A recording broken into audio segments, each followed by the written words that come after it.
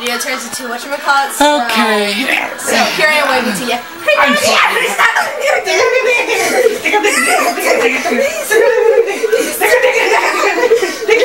him, Daddy.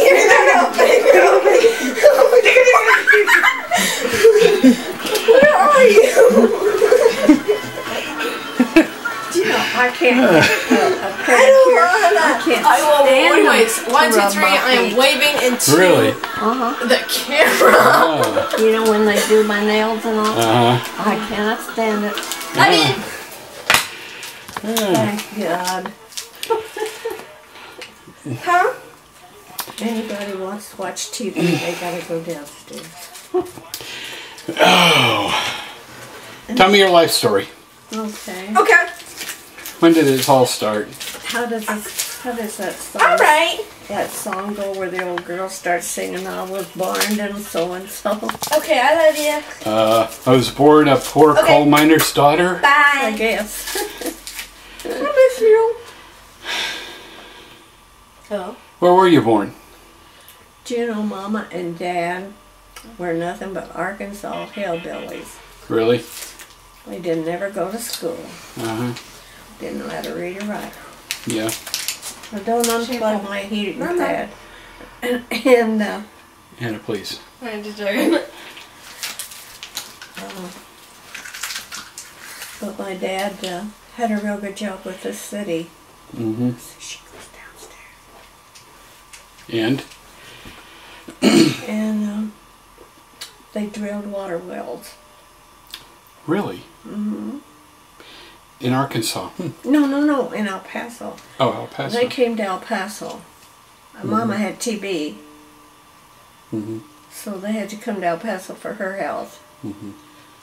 What year was this around? Huh? What year? Probably 1920, something like that. 1920s. I was born in 1920. Where were you? But they were already living in El Paso. And she got over it. But he always held a job, and he knew how to run those electrical pumps. So he wasn't no dummy, you know. Yeah. My dad was born with one of those minds like you see on TV where the kid could play the piano, although he never saw one before. Prodigy. Well, that's why he could do math. And they would call him up on the phone and give him all these measurements and all the depths and all that junk. And he could tell them, but yet he couldn't write it down at all. No kidding. And couldn't even write his name. And as I get older and think back, I think, why didn't I teach him? Yeah, really. I mean, really, and it makes me feel like I was a dodo bird. Why didn't I take the time to teach him, bless his heart? He had the brains to work with electrical things. I can remember going in there in these electrical pump houses, and he had a long stick, but it had a hook on it like that, and he held, you know, and he'd push it just so number. Then when it got to that number, he had to do another, you know, and I can remember thinking,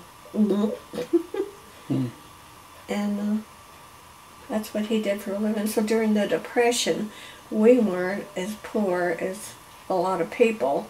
I mean, we were poor, but we had a job. Where a lot of people during that era didn't have anything. I know. I mean, you could have had a doctor's degree and not had a job. And Mama, she didn't snuff and spit in the can, which you know. And didn't do nothing till my dad got real old and he had a stroke and was in a wheelchair. And his brother, but you know what was so funny? All his brothers now, one brother lived in St. Louis and his son became a famous doctor. And John Lung, who lived in El Paso, Mm-hmm. was head carpenter for all the railroads. Mm-hmm. Not all the railroads there in El Paso. Yeah. And then my dad died, you know. Mm-hmm. And so the city gave us that house to live in and all our utilities. How old were you when he died? I was married to Jack. Because we came back Jackie and I came to the funeral. Mm-hmm. I hope I'm telling it right, John. And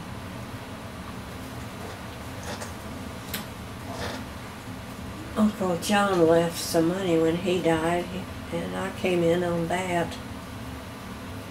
I got part of, he left it to my dad, his dad and his sister. Well, his dad and sister were dead, so his sister's kids got half, and Dad's, like me and Herschel and Ruby and Grace, Mm-hmm. all got our quarter. Mm-hmm. And so it's the only person in the family that ever left any money.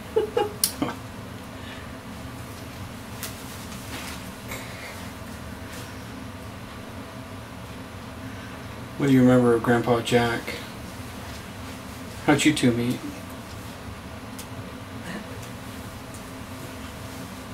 What do I remember of him? Yeah. When did you meet? Oh, in El Paso. He was in El Paso. Mm-hmm. And I think he was working for Standard Oil. He was real young. He didn't, and he didn't have a good job, but nobody did, But when we got married, his dad had a lot of money. Lots of money. And Jack didn't get a penny of it. How come? Peggy got everything. They didn't like Jack at all. He was not a good father. He wasn't a good husband. He wasn't a good son. He wasn't a good brother. Jack just lived for himself alone. Yeah. Very Jack, Mm-hmm. And they liked me, and they liked the girls. But I never could understand if Miss Barbee liked Mm-hmm. me and the girls. Why didn't she leave the girls something? Yeah, exactly. That would have been the thing to do, I guess. Mr. Barbee left each girl $18,000, Mm-hmm. and they didn't get it. He also left his girlfriend $10,000, and so she was able to break the will because of that. Mm-hmm. And so the kids didn't get any money. Mm-hmm. But I feel like that Jackie and Sonny have taken me in, and Mm-hmm. I have $213,000, $200,000 and $13,000 Mm-hmm. and I have it in their name, Jackie's name. Yeah, yeah. And then I have $25,000 insurance, all paid up. Mm-hmm. So, and I told Jackie that what she should do is just go on and leave it like it is when I die, and just keep getting the interest. Right. Spend the interest. Sure. You'll help her out. Well, I'll be there to help her out when she gets older. So tell me, what was like being a kid? It was a lot different than now. How? Your freedom. Freedom. And you didn't have the fear of anybody. Now Crotona, which lived across the alley all our lives. I mean, our mothers knew each other before we were born. We could run those mountains barefooted. Big boulders, rocks, stickers. I don't know how we did it. Where was this again? In El Paso? Yeah, okay. And, that rock crusher that was up there? Uh-huh. We used to go up in there, and all those Mexican men, worked up there. Right. They'd let us ride those little carts down on top of the ore. Oh my gosh. Just for fun. Yeah. They had us, secured. But see, now, you wouldn't trust a kid up there with those men? I mean... No, you're right. That is a different age, a different era, different way of thinking. We didn't have any locks on the doors at all, except that little latch that... When we went to town, we didn't even lock the door because we were probably the only ones in the neighborhood that had a phone. And everybody came over to use it. They come over and use the phone. But I don't know, nobody stole from us because they were poor, but they knew we were poor, you know. And Jim's mother and father had more money. He owned a huge big drugstore, I mean a lovely one in El Paso. And he was a graduate of Tulane. Even in those days it was prestige. Yes, yes it is. And he was handsome. And Miss Woodford was a beautiful woman, June's mother. And she would always see that I had everything June had. And she would buy beautiful material, and Mama could sew, and Mama would make June and me our evening dresses. And in those days, you wore evening dresses to parties and dances, you know. More elegant time. And if you went to the country club, you had your beautiful evening gowns, you know. It was fun. We had fun. And June's mother, bless her heart, then when she was old, she was living with June there in El Paso. And she really liked me better than she did June because June was bossy with her. But her feet got cold and she wanted to sleep with socks on. Would June want her mother to still be real gorgeous and, you know. Right. And I didn't care. She'll sleep with socks, put them on, you know. And so I would babysit her. Every time they went somewhere, she came over to my house. So we would go to the movie and we would go out and eat. And it was then, she was more like I am now. I had to help her, you know. And we went to see that Osho shampoo, not knowing what it was about. And it was real risque. And she sat there and about died laughing. And I always remembered that as something nice I did. Maybe God will erase one black mark against me. But she was a sweet lady. Bertona never had indoor plumbing till she married. Outhouses. Not a bathtub even. She used to come over to our house to take a bath. Different times. Well, I always had indoor plumbing. I never ever had outdoor toilet. We always had a bathtub, and we had hot and cold water. We had a hot water heater. And then when the refrigerators started coming in, we had one of those old ones with the round thing on the top. Yeah, I've seen pictures of them. About this wide, little bitty things. Yeah. God. But we had one. And washing machines, oh man. That was like manna from heaven, those washing machines. When you talk about the good old days, and I think of the wash tubs. We used to get out there, and you'd have one tub with bluing water in it to make your sheet. And it was a prize then for women to have whiter clothes than the woman next door. Look how white my sheets are, you know. So they'd scrub more hours. Whereas now I'd say, hell, it's clean enough to suit me. Absolutely. Shake it a time or two if it didn't fall off. Yeah. So. When did you go to Idaho? Oh, we late in our life, late in our marriage. We were married 33 years, And I would say we lived up there about 10 years, and it was last he got in with old Norm Maddox. And that's the longest we ever stayed in any place in our lives. Every time the rent came due, we had to move. I remember you living in Richmond, Virginia at one time even. What were you doing there? Well, he couldn't find a job. Jack couldn't hold a job. Now, he could get a job. He could talk himself into the job, but he couldn't hold it. So, then when I had gone to work at Arco, and he couldn't find a job, and he thought, well, he'd go back there and help Jerry. He was there. Well, it didn't work out. I don't know what. It wasn't Jerry's fault. I don't mean that. But I don't know what happened. But anyway, we came back to, he got a job selling shoes on the road. So we came back to Dallas, and I went right back to work with Arco. And then when he said he's going back to Idaho, I said, I'm not going to quit my job at Arco.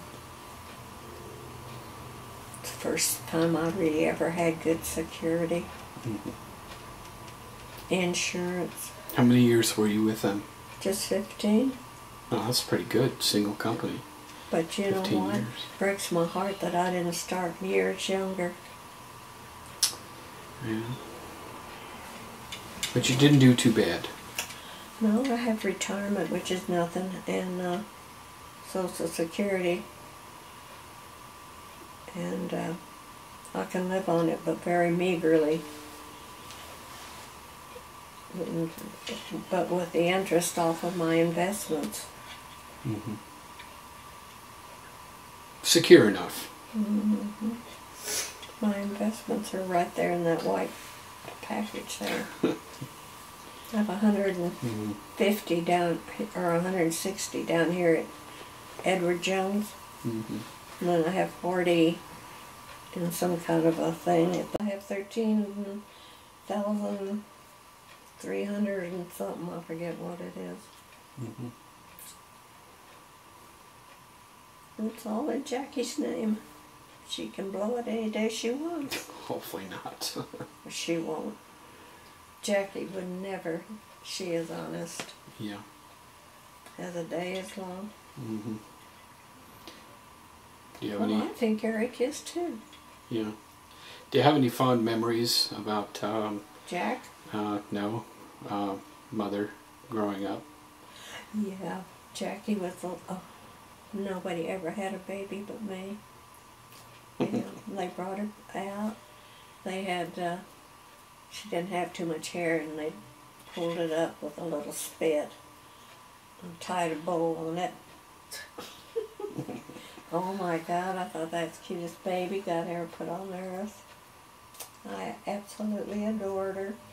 And Jack had to go to service, so I went back home and lived with Mama. And of course, Mama thought she was the gold nugget, which I was lucky to have. This was back in 1943. But I was lucky to have Mama, and Mama to love the baby. Because I went to work at the post office. Worked at the post office all during the war. That was a good job. Yeah. It was. Jackie was asking me just the other day, what did I do? And I told her I cased mail, APO New York case. I had Army Post Office. Right. I had that big thing there. And I just... Sorted mail. Army Post Office. Right. So the men could go fight, sure. The other girls had cases of different things, but that was mine. So you contributed to the war effort. Well, it was paid. Wow. Still. I used to have a lot of fun though, because El Paso was just loaded with soldier boys. I mean, by the billions. Even Clark Gable was there in El Paso. And they would sit in the windows and talk to us. You know, they were lonesome. They didn't talk to anybody. Mm-hmm. We used to sit there and talk to the little boys in case man. I had mine was right by the window. Mm-hmm. Poor old Jack. Why do you say that? Well, we joined the Air Corps, and he was so afraid of heights. He's always been afraid of heights. Mm-hmm. And I don't know why he would join the Air Corps when he was so afraid of flying. He should have tried for an air controller or something instead of a pilot, you know. First time they took him up in a plane, he had a stroke, I think. And they sent him to a hospital in, I think in, I can't remember, Wisconsin. Jackie and I went up there to see him. We took a train and went up there. Wasn't meant to fly, I guess. Hmm? Wasn't meant to fly. Why was it? He wasn't meant No, to fly. No. But when he tells the story, he tells them that he was a pilot and got shot down, and that's why he had that hump on his back that he had flown, I forget how many missions. He tells Jackie and Betty that even today, if he was alive, he'd tell them that. Oh yes, I was a hero. Well,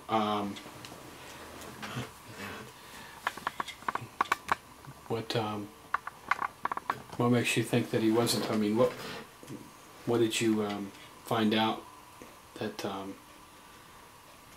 that he actually wasn't really Hey, I was married to him. So he told you the truth. Well, of course I knew the truth. He got a discharge from the Army because he was mentally unfit.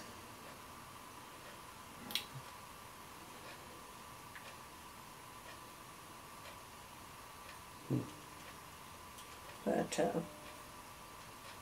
I went to see him in Hemet, California one time to Jackie. She was a baby. And that was a nice little town in those days. And orange trees, lemon trees, lime trees, you know, and avocados. And all of us little cadet wives were poor. We all lived and had good times together, though, and none of them hardly ever had babies. I think I was the only one who had a baby. But they all thought she's cute and helped me drive her along, you know. But life wasn't bad. I mean, it was, they gave us a little money to live on. I forget how much. He wasn't he was never even a private first class. He was called an air student.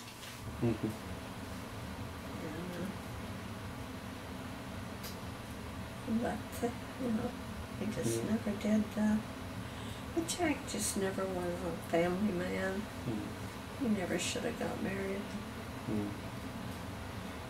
But at the end, I think that he did real good. I think he married a lady that loved him, and I think she took care of him. Louise? Yes, I guess. Well, that's